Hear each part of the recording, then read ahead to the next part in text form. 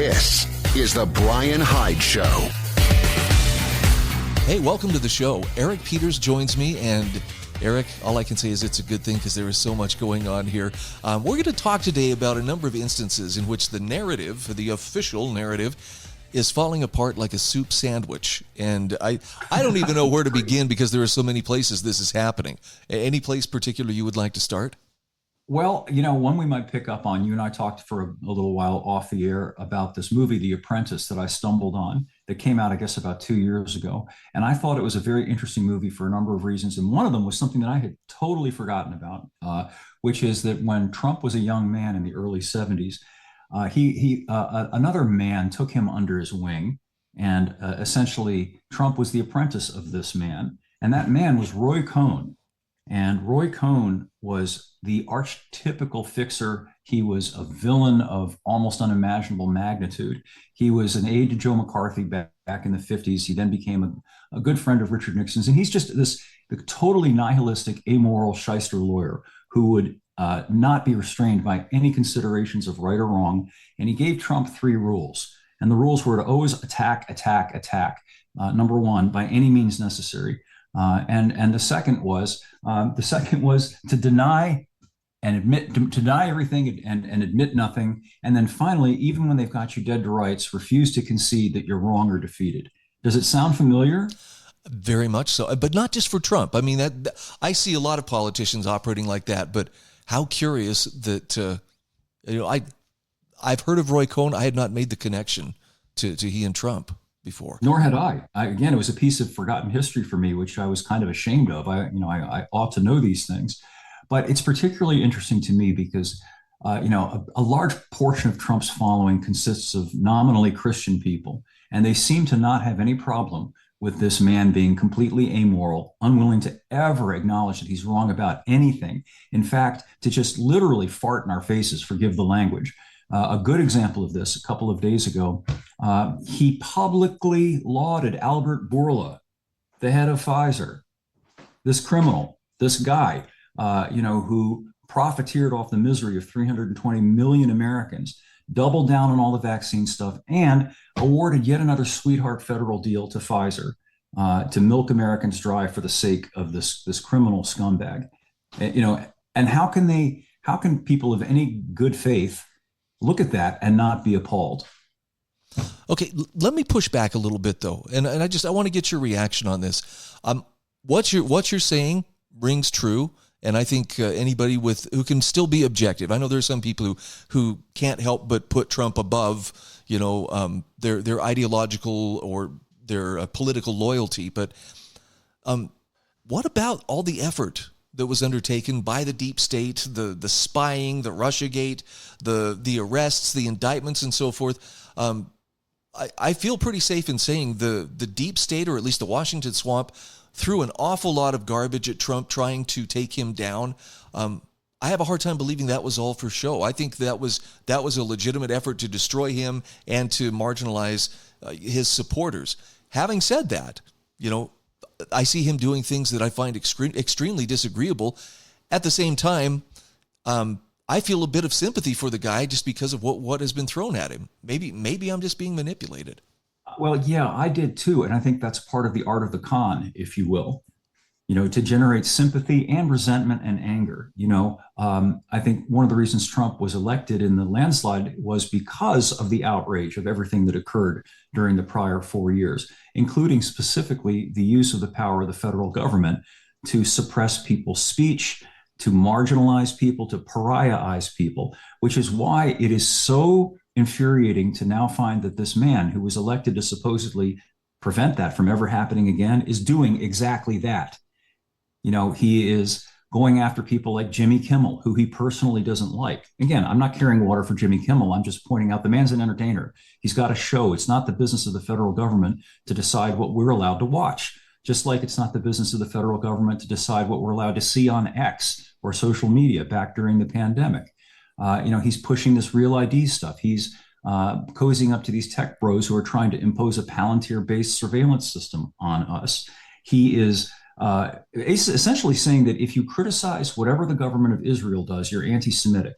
You can't even in some places it is a near crime now to quote unquote boycott the state of Israel, to not wish to do business with them because you're appalled by what the government of Israel is doing to people in Gaza. Think about that. The federal government is saying you can't express dissent peacefully by saying, you know what, I'm uncomfortable with what this government is doing, and so I'm not going to do business with that government. Remember when that was a tool used to deal with the South African apartheid system? South Africa was made Right. a pariah state via boycotts. Companies and people just said, you know what, I'm not doing business with South Africa because I'm extremely uncomfortable with what they're doing. And that was considered totally legitimate. And it was. And there's nothing illegitimate about saying, you know what, I don't want to do business with Israeli companies or have my money go to Israel because of this stuff that they're doing over there. Trump wants to make that, effectively a crime. And it's really worrisome. And I have real difficulty understanding how, again, a huge cohort of his support base are Christians, how they can stomach that and just overlook it and go along with it. Well, and I'll give you another example of where, again, personal or political loyalty seems to trump principles, pun intended. I was mentioning to a friend as we were out hiking yesterday, I was like, I'm not comfortable with this extrajudicial killing, blowing up these vessels allegedly from Venezuela, allegedly smuggling fentanyl. We don't know that. All we know is there's a boat out there on the ocean and the U.S. Navy has blown it up and we're being told that we're safer, but there was no due process in the sense that it was not proven who was aboard that boat, what they had, that their intent was to smuggle drugs.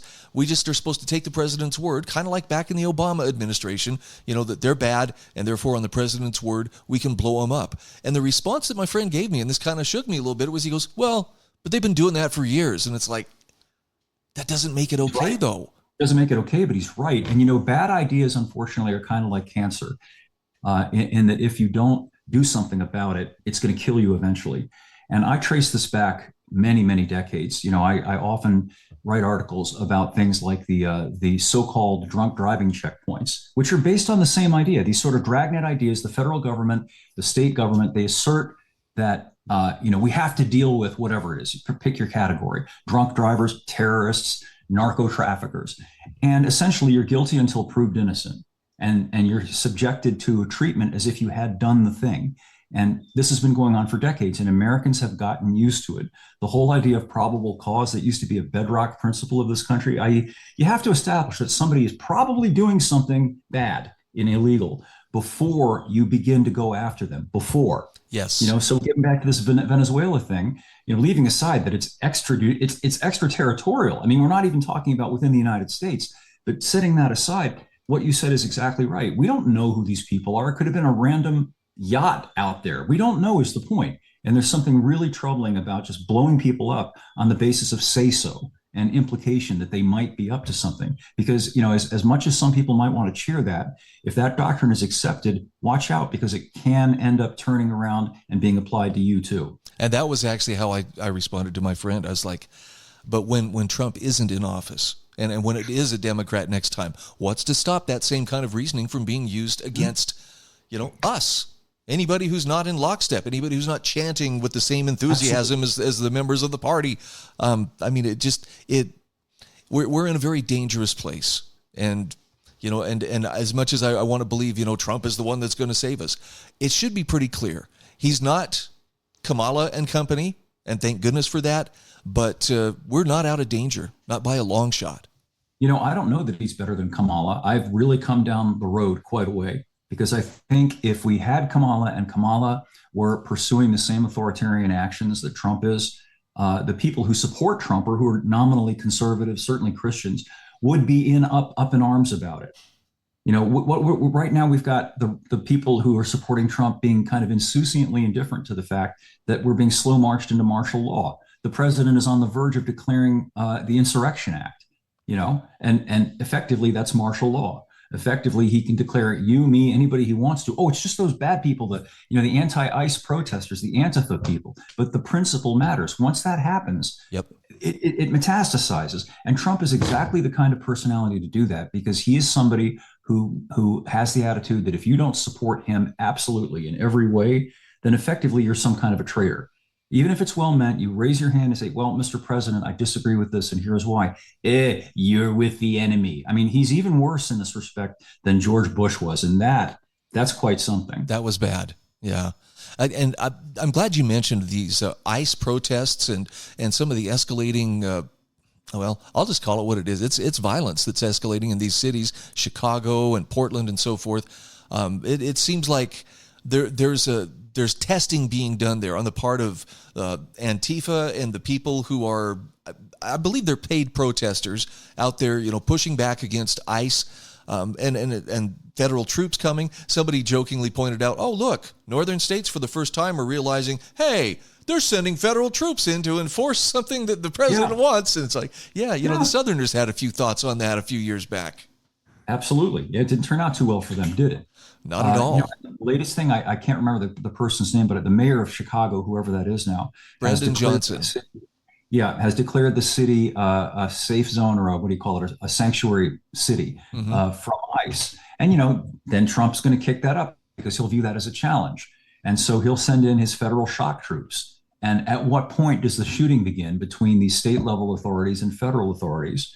And then he declares an insurrection. And then we have martial law. And then what? This escalating trend towards an authoritarian system is deeply troubling. As you and I were getting ready to go on the air, I asked, how are you doing? And you kind of jokingly says, well, just waiting for World War III. And I laugh nervously, but I got to tell you, Eric, that is one of the things that's really on my mind right now. Not that I have any influence to stop what's happening geopolitically, but it sure feels like we are being slow marched into a direct conflict. And I think the goal all along has been some kind of kinetic war with Russia, and NATO will probably be the first to get us going, but I don't see how the U.S. doesn't get pulled into it, full bore.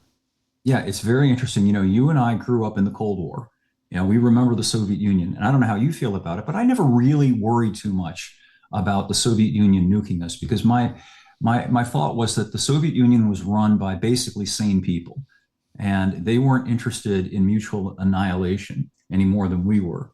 And so it was just sort of this stalemate. Well, now we're at a point where I think maniacs are in charge and are willing to go down that road if need be, if they think it's going to serve their interests, not just in Ukraine. What's going on in the Middle East right now is extraordinarily worrying. Apparently, Trump has decreed that Qatar in the Middle East is now under the defensive umbrella of the United States. And why would that be? Well, because there's an air base in Qatar that we're using to station tankers, KC-130 tankers that could be very conveniently situated to refuel our planes as they go to bomb Iraq.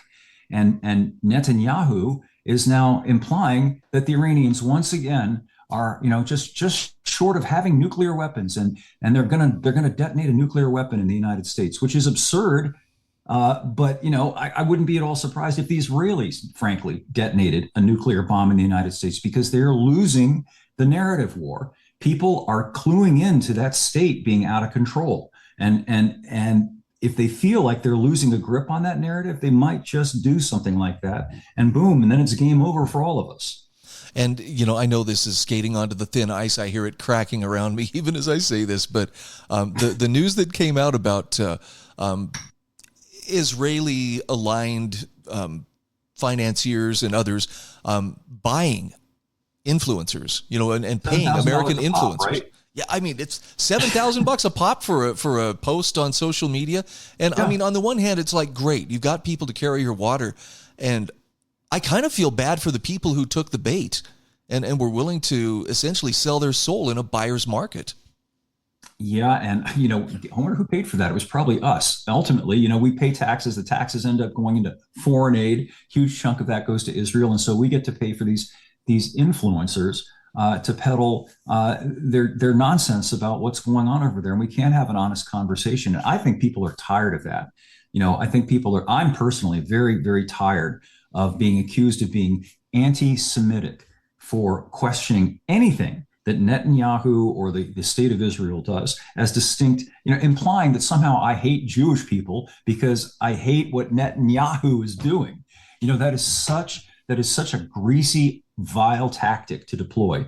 We had to deal with that for decades with with the race thing, and then the tranny thing. And it's all of a piece of trying to slander people and question their morals so as to not have to deal with the legitimate questions that they're trying to raise. That was well said. And I know it's enough to keep a lot of people, completely silent, if only out of fear of, well, I just don't know what I can say without, being at risk of being labeled an anti-Semite or a bigot or whatever. And we've got to be to the point where what people call us doesn't matter. In other words, our commitment to truth is stronger than our commitment to comfort. Yeah. And I frankly think that not only is that charge losing its power, it is causing people to realize that the truth of what their questions are really valid. If they weren't, it would be easy to dismiss them. If they're not true, okay, here are the facts that prove that they're not true. Why would you have to resort to this hysterical campaign of calling people anti-Semites? Well, you have to do that because you're scared that what they're saying is solid and you don't want to deal with it. So you just shriek ever louder, "Oh, Holocaust, you want to exterminate us, blah, blah." It's insufferable. And I think we're at the point of a kind of inflection where, and I think this is why it's so worrisome. I think Netanyahu and his rabid Zionist people, the Likudniks and the neocons in this country, who are indistinguishable, they're all part of the same group, recognize that they're losing the control that they had, that people aren't afraid anymore, and they're wanting to talk about it. They're wanting to talk about Charlie Kirk and some of these, things that were going on behind the scenes. They're beginning to talk about 9/11. Tucker Carlson's new revisiting of the whole 9/11 thing, which by the way, Kirk was going to actively promote and bring to the attention of all these young kids, who weren't even alive at the time of 9/11. It strongly stinks. There's smoke and there's fire behind that smoke. No, I hear you. And the goal here, we're not here to, simply tear down Trump or take away people's hope, but just understand that we get played a lot. And no one is coming to save us. If you're going to improve your position, that's something you're going to have to take responsibility for. And can you get it perfect? Probably not. We're all feeling the pinch of trying to keep our gas tanks full, the roof over our head, property taxes paid, and so forth. But anything you can do to better your position, to be self-reliant, to not have to depend on government to help you, is going to pay off in the long run because you have the ability to say no.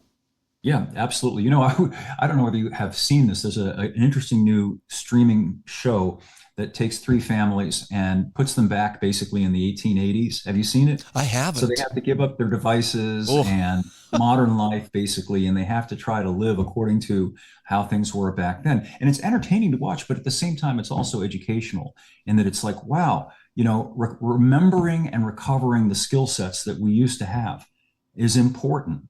In so many ways, because if things do get really ugly, those skill sets are not going to be just, oh, let's go out for the weekend and be primitive. This is going to be potentially the thing that keeps you and your family alive versus not. Yep. And I think a big part of people keeping their sanity these days is going to come from learning when to turn off the media, turn off the Washington, D.C. soap opera, and focus on things that are actually worthwhile. Are you teaching your kids how to take care of chickens, how to tend to a garden, how to hunt, how to fish, how to do first aid? These are simple things, but they would sure pay off handily if at some point you find yourself, having to stand on your own 2 feet. Sure. And just being outside, all those things that you mentioned, being away from a screen. It's nothing shy of tragic what's happened to the rising generation of kids who grow up immersed in the screen. That's all that you see them. Their faces in the screen all the time. Yep. Not like us when we were kids. As soon as you got home from school, you rushed out the door to go play with your friends and be outside, ride your bikes, play pickup sports, whatever. These kids, they come home and immediately they get on the game station or their cell phones or whatever, and that's bad. And the social media thing now that the evidence of the psychological and emotional damage that does to young people in particular is absolutely overwhelming. So if you have kids in that age group, figure out a way to get them out of the screen and outside in the real world. This isn't a flex, but you and I, members of Generation X, we enjoyed an awful lot of freedom. It took a lot for our parents to clip our wings. I was talking to a friend the other day, and he was saying, oh, yeah, we would ride our bikes all over town. And then he was telling me the only time he really got in trouble was at about age 12. He and his buddies thought, we're going to ride out to this natural hot springs, which was like 14 miles outside of town, but they didn't tell their parents where they were going first. And, he's like, yeah, there was a little reckoning after that. But the point is, really, we had a lot of freedom. And today it seems like parents are encouraged to clip the kids' wings preemptively to make sure they're not in trouble, and then stick them in front of a screen to keep them occupied and, presumably safely indoors. Well, sure. Freedom has been criminalized, though. I'm going to come to the defense of the parents. They're in an impossible position. There was a case, I'm sure are familiar with it, where a woman was at home with her kid, and she let her kid play in the backyard. And she was busy doing something in the house. And some nosy neighbor decided to call the cops because this kid was in their own backyard playing, unsupervised by the parent, apparently. And the cops came, and the Child Protective Services people came, and they charged the mother with some kind of crime. And they put them in the system because of that.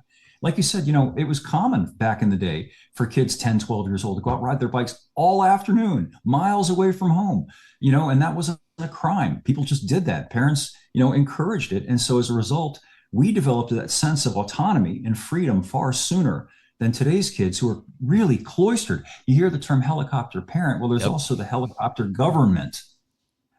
Kids have to be strapped into the child safety seat. They're not allowed to do anything essentially on their own. It's just constant supervision. It's got to be so oppressive to be a kid today. I can't even imagine what it's like.